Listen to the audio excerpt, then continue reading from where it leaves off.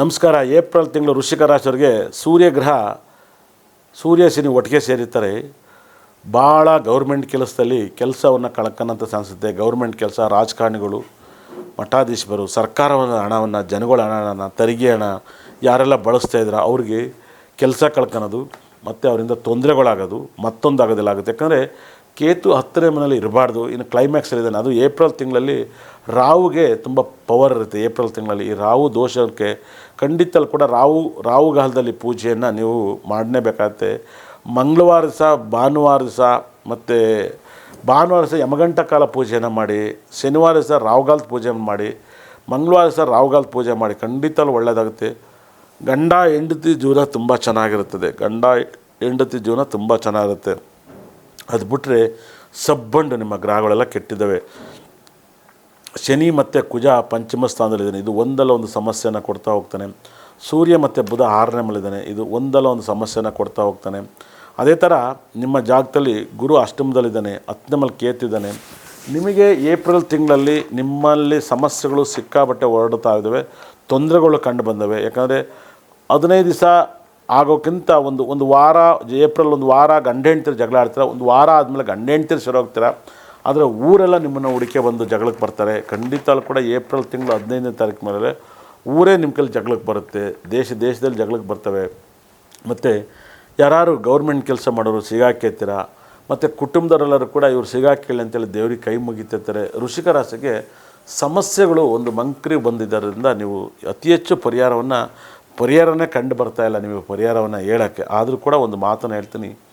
ನೀವು ಬೆಳಗ್ಗೆ ಬ್ರಾಹ್ಮಿ ಮುಹೂರ್ತದಲ್ಲಿ ಎದ್ದು ನಿಮ್ಮ ಮನೇಲಿ ಯಾರು ಒಬ್ಬರು ನಿಮ್ಮ ಮನೆಯಲ್ಲಿ ದೇವ್ರನ್ನ ದೀಪವನ್ನು ಹಚ್ಚಿ ನಮಗೆ ಈ ಕಷ್ಟದಿಂದ ಪಾರು ಮಾಡಪ್ಪ ಅಂತ ಕೇಳಿ. ಬ್ರಾಹ್ಮಿ ಮುಹೂರ್ತ ಅಂದರೆ 6 ಗಂಟೆ ಒಳಗಡೆ ದೀಪ ಹಚ್ಚಿರ್ಬೇಕು. ಯಾರು ಮನೇಲಿ ಮಕ್ಕಳು, ಮರಿನೋ, ಗಂಡನೋ ಯಾರೋ ಒಬ್ಬರು ಭಗವಂತನ ದೀಪವನ್ನು ಹಚ್ಚಿ ಪ್ರಾರ್ಥನೆ ಮಾಡಿದಾಗ ತುಂಬ ಒಳ್ಳೆಯದಾಗುತ್ತೆ. ಬೆಳಗ್ಗೆ ಎದ್ದು ದೀಪ ಭಾಳ ವಿಶೇಷವಾಗಿ ಬ್ರಾಹ್ಮಿ ಮುಹೂರ್ತದಲ್ಲಿ ಎದ್ದು ಈ ಒಂದು ವೃಶ್ಚಿಕ ರಾಶಿಯವರು ಪೂಜೆ ಮಾಡಿದಾಗ ತುಂಬ ಪ್ರಾಬ್ಲಮ್ಗಳಿರುತ್ತೆ. ನಿಮ್ಮ ರಾಶಾಧಿಪತಿ ಅದ್ಭುತವಾದ ಒಂದು ಪವರ್ಫುಲ್ ಗ್ರಹನೇ ಕುಜಗ್ರಹ. ಕುಜ ಅಂದರೆ ಸುಬ್ರಹ್ಮಣ್ಯ. ನೀವು ಕುಜನ ಆರಾಧನೆ ಮಾಡ್ಬೋದು ವೈದ್ಯನಾಥೇಶ್ವರನ ಟೆಂಪಲಲ್ಲಿ. ಆದರೆ ಸುಬ್ರಹ್ಮಣ್ಯನ ನೀವು ಆರಾಧನೆ ಮಾಡಿ, ನಿಮ್ಮ ಊರಲ್ಲಿ ನೀವು ಆರಾಧನೆ ಮಾಡಿ, ನಿಮ್ಮ ಮನೆಯಲ್ಲಿ ಸುಬ್ರಹ್ಮಣ್ಯ ಫೋಟೋಕ್ಕೆ ಪೂಜೆ ಮಾಡಿ ಪ್ರಾರ್ಥನೆ ಮಾಡಿ. ತುಂಬ ಒಳ್ಳೆಯದಾಗುತ್ತೆ. ಸುಬ್ರಹ್ಮಣ್ಯನ ನಿಮ್ಮ ಮನೆಯಲ್ಲಿ ಬಾಗಿಲು ಎದುರುಗಡೆ ಒಂದು ಕನ್ನಡಿ ಇಡಿ. ಎಲ್ಲ ನೆಗೆಟಿವ್ ದೋಷ ಹೋಗುತ್ತೆ. ನಿಮ್ಮ ಮನೇಲಿ ದಿಷ್ಟಿ ಹೋಗೋಕ್ಕೆ ನಮ್ಮಲ್ಲಿ ಸ್ಟೋನನ್ನು ಕೊಡ್ತೀವಿ. ಅದನ್ನು ಇಡಿ. ಖಂಡಿತ ಕೂಡ ದಿಷ್ಟಿ ಹೋಗೋಕ್ಕೆ ಮಾಟ ಮಂತ್ರ ಆಗಿದ್ರು ಕೂಡ ಅದಕ್ಕೆ ಸ್ಟೋನನ್ನು ಕೊಡ್ತೀವಿ. ಅದನ್ನು ಮನೇಲಿಡಿ. ನೆಗೆಟಿವ್ ಮಾಟ ಮಂತ್ರ, ಅದು ಎಂಥ ಮಾಟ ಮಂತ್ರ ಮಾಡಿರಲಿ, ಯಾರೆಲ್ಲ ದೋಷ ಮಾಡಿರಲಿ, ದಿಷ್ಟಿ ಹೋಗೋಕ್ಕೆ ಕಲ್ಲನ್ನು ಕೊಡ್ತೀನಿ, ತಗೊಂಡೋಗಿ ಇಡಿ. ನಿಮ್ಮ ಪ್ಲಾಬ್ರಮಿಂದ ನೀವು ಆಚೆ ಬರ್ತೀರಾ. ವೃಶ್ಚಿಕ ರಾಶಿಯವ್ರಿಗೆ ನಿಮ್ಮ ಕಷ್ಟದಿಂದ ನೀವು ಪಾರಾಗ್ತೀರಾ. 100% ನಿಮ್ಮ ಪ್ಲಾಬ್ರಮಿಂದ ನೀವು ಆಚೆ ಬರೋಕ್ಕೆ ಇದನ್ನು ಹೇಳ್ತೀನಿ. ತುಂಬ ಕೆಲಸದಲ್ಲಿ ಸಸ್ಪೆಂಡ್ ಆಗೋಂಥ ಸಂಸ್ಥೆ ಜಾಸ್ತಿ ಇದೆ. ಯಾಕೆಂದರೆ ಗೌರ್ಮೆಂಟ್ ಕೆಲಸ ಎಲ್ಲ ವೀಡಿಯೋ ಮಾಡ್ಕೊಳ್ತಾರೆ. ಅದು ಪೊಲೀಸ್ ಯಾರೇ ಆಗಿರ್ಬೋದು. ದುಡ್ಡು ಕಾಸಿನ ವ್ಯವಹಾರದಲ್ಲಿ ತುಂಬ ಹುಷಾರಾಗಿರಿ. ವೃಶ್ಚಿಕ ರಾಶಿಯವರು ಕೆಲಸ ಕಳ್ಕೊಬೇಡಿ. ಮತ್ತು ಭಾಳ ರಿಯಲ್ ಎಸ್ಟೇಟ್ ಮಾಡೋಂಥವ್ರು ಕೂಡ ಹೇಳ್ತಾಯಿದ್ದೀನಿ. ತುಂಬ ಜಗಳಕ್ಕೆ ಹೋಗಿ ಕೊಳ್ಪಟ್ಟು ಹಿಡ್ಕೊಂಡು ಜಗಳ ಆಡಬೇಕಾಗುತ್ತೆ. ಅದನ್ನು ಮಾಡ್ದಲೇ ಇರಿ. ಖಂಡಿತಲ್ಲೂ ಕೂಡ ವೃಶ್ಚಿಕ ರಾಶಿ ಸಮಸ್ಯೆಯಿಂದ ನೀವು ಆಚೆ ಬರಬೇಕು ಅಂದರೆ ನೀವು ಬೆಳಗ್ಗೆ ಬ್ರಾಹ್ಮಿ ಮುಹೂರ್ತ ಒಳಗಡೆ 4 ರಿಂದ 6 ಗಂಟೆ ಒಳಗಡೆ ಪೂಜೆ ಮಾಡೋದು ನಿಮಗೆ ತುಂಬ ಪ್ರಾಬ್ಲಮ್ ಕ್ಲಿಯರ್ ಇರುತ್ತೆ. ಒಂದು ಸರಿ ತಿರುಚೆಂದೂರು ಸುಬ್ರಹ್ಮಣ್ಯ ಸ್ವಾಮಿಗೆ ಈ ತಿಂಗಳಲ್ಲಿ ಹೋಗಿ ಸಮುದ್ರ ಸ್ನಾನವನ್ನು ಮಾಡ್ಕೊಂಡು ಬರಿ. ತಿರುಚೆಂದೂರು ಸುಬ್ರಹ್ಮಣ್ಯನ ಸ್ವಾಮಿ ಟೆಂಪಲ್ನ ಅತಿ ಹೆಚ್ಚು ನೀವು ಆರಾಧಿಸಿದಾಗ ನಿಮ್ಮ ಪ್ರಾಬ್ಲಮಿಂದ ನೀವು 100% ನೀವು ಆಚೆ ಬರ್ತೀರ.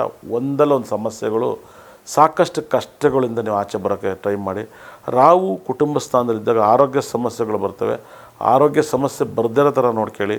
ಮತ್ತು ಪಂಚಮ ಸ್ಥಾನದಲ್ಲಿ 5ನೇ ಮನೆಯಲ್ಲಿ ಕುಜ ಮತ್ತು ರಾಹು ಗ್ರಹದಿಂದ ವೃಶ್ಚಿಕ ರಾಶಿಯವ್ರ ಮನೆಯಲ್ಲಿ ಮಕ್ಕಳಿಗೆ 2 ವೀಲರು ಕಾರನ್ನ ಮಕ್ಕಳಿಗೆ ಕೊಡಬೇಡಿ. ಸಮಸ್ಯೆ ಮೇಲೆ ಸಮಸ್ಯೆ ಒಡ್ಡು ಬಂದು ಸಣ್ಣ ಪುಟ್ಟ ತೊಂದರೆಗಳಾಗಬಾರ್ದು. ಮತ್ತು ಕೆಲಸದಲ್ಲಿ ಯಾರನ್ನೂ ಎದುರಾಕ್ಯಂದೆಲ್ಲ ಕೆಲಸ ಮಾಡಿ. ನಿಮ್ಮ ಲೈಫಲ್ಲಿ ತುಂಬ ಒಳ್ಳೆಯದಾಗುತ್ತೆ. ಎದುರಾಕ್ಯಂದು ಏನೂ ಪ್ರಯೋಜನ ಇಲ್ಲ. ಒಂದಲ್ಲ ಒಂದು ಸಮಸ್ಯೆಗಳು ಬರ್ತವೆ. ಎದುರಾಕ್ಯನದಿಂದ ಸಂಕಟಗಳು ಮೇಲೆ ಸಂಕಟಗಳು ಬಂದಾಗ ಪ್ರಾಬ್ಲಮ್ಗಳು ನಿಮ್ಮನ್ನು ಹುಡುಕೆ ಬರ್ತವೆ. ಬರ್ದಿರೋ ಥರ ನೋಡ್ಕೊಳ್ಳಿ. ನಮ್ಮಲ್ಲಿ ಸಿಗುವಂಥ ರಾಹು ಮತ್ತು ಕೇತು ಗ್ರಹದ ಸ್ಟೋನನ್ನು ಕೊಡ್ತೀವಿ. ಅದನ್ನು ಬ್ಯಾಸ್ಲೆಟಾಗಿ ಯೂಸ್ ಮಾಡಿ. ತುಂಬ ಒಳ್ಳೆಯದಾಗುತ್ತೆ. ನಿಮ್ಮ ಮನೇಲಿ ಇಟ್ಟು ಪೂಜೆ ಮಾಡಿ. ತುಂಬ ಪಾಸಿಟಿವ್ ಮೇಲೆ ಪಾಸಿಟಿವ್ ಬರುತ್ತೆ. ಈ ಸ್ಟೋನಲ್ಲಿರುವಂಥ ಎನರ್ಜಿನ ನೀವು ಪಡ್ಕೊಂಡಾಗ ನಿಮಗೆ ಎಂಥ ದೋಷ ಇದ್ರೂ ಕೂಡ ನಿವೃತ್ತಿ ಆಗುತ್ತೆ. ಇದರಲ್ಲಿ ಯಾವುದಾದ್ರು ಒಂದು ಪರಿಹಾರ ಮಾಡ್ಕೊಳ್ಳಿ. ಯಾಕಂದರೆ ನಿಮ್ಗೆ ಸಿಕ್ಕಾಪಟ್ಟೆ ಕಷ್ಟಗಳಿರ್ತವೆ. ಮತ್ತು ಸಪ್ತಮದಲ್ಲಿ ಅದ್ಭುತವಾಗಿ ಬಾಗಿಲು ಮುಂದ್ಗಡೆ ಕನ್ನಡಿ ಇಡಿ. ಯಾಕಂದರೆ ಸಪ್ತಮದಲ್ಲಿ ಶುಕ್ರ ಗ್ರಹ ಇದ್ದಾನೆ. ಕನ್ನಡಿ ನೋಡಿದಾಗ ತುಂಬ ಪಾಸಿಟಿವ್ ಆಗುತ್ತೆ. ನಿಮ್ಮ ಮನೆಯಲ್ಲಿ ಈ ಒಂದು ತಿಂಗಳಲ್ಲಿ ತವರೆ ಹೂವನ್ನ ಡೈಲಿ ಇಡೋಕ್ಕೆ ಸ್ಟಾರ್ಟ್ ಮಾಡಿ. ದೋಷಗಳ ಮೇಲೆ ದೋಷಗಳು ನಿವೃತ್ತಿ ಆಗುತ್ತೆ. ಅದು ಬಿಳೆ ತವರ ಆಗ್ಬೋದು, ಕೆಂಪು ತವರ ಆಗ್ಬೋದು, ತುಂಬ ಪಾಸಿಟಿವ್ ಮೇಲೆ ಪಾಸಿಟಿವ್ ಕೊಡ್ತಾ ಹೋಗುತ್ತೆ. ಮತ್ತು ಮನೆಯಲ್ಲಿ ಚಪ್ಪಲಿಯನ್ನು ಬಾಗಿಲು ಮುಂದುಗಡೆ ಯಾವಾಗಲೂ ಬಿಡಬೇಡಿ, ತಗೊಂಡೋಗಿ ಒಳಗಡೆ ಬಿಡಿ.